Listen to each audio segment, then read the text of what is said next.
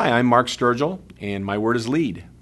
And I am a lifetime 4-H'er. Grew up in Edgar County, was a 10-year 4-H'er, went to National 4-H Congress. I've been in Macon County now for 25 years and involved in pretty much every aspect of extension here.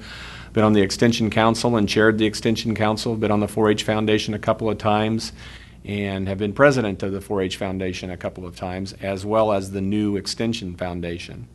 Well, I chose lead because personal leadership is the foundation of so many things, and a lot of times we kind of struggle with, what are some of the tangible outcomes, and as well as the intangible outcomes of being involved with extension work.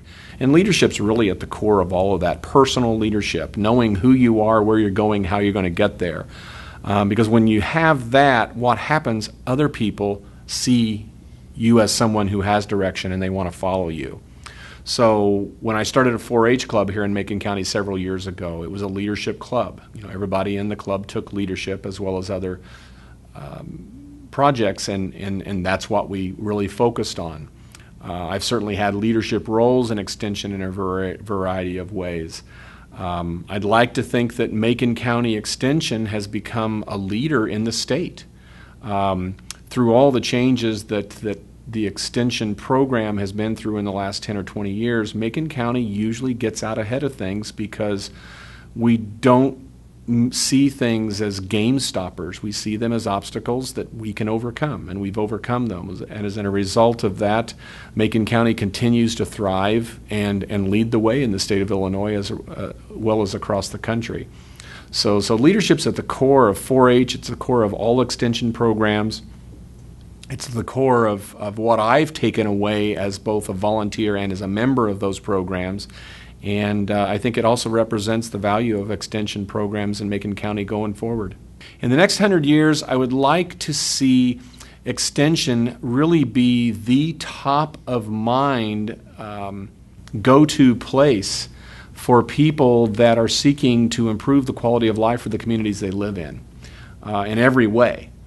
Whether that is through youth development, whether it's through community development, whether it's through horticulture and sustainability, economic development, basic, back to basics type learning. I think we're already seeing a trend of people wanting to learn how to do things themselves, make things themselves, know how to do things themselves again.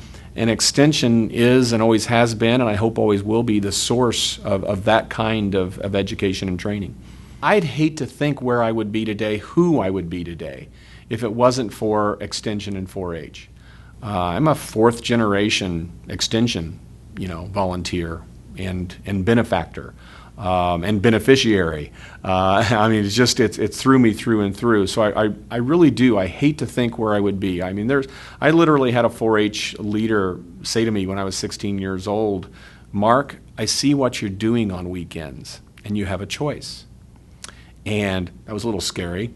The choice was, how would you like to get involved in this statewide 4-H leadership development program and apply for it? The next thing you know, I was in over my head, but it changed my life. I developed a purpose. I realized my purpose in life. And, I think, not that I'm ever really lost, but if I ever get lost, I can return to extension and 4-H and kind of find my direction again. So I don't know who I'd be without it.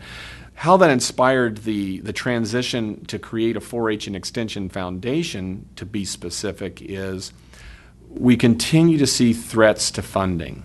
Traditionally, we've had a federal stream of money come through the state and then the county to support 4-H. That's constantly being threatened.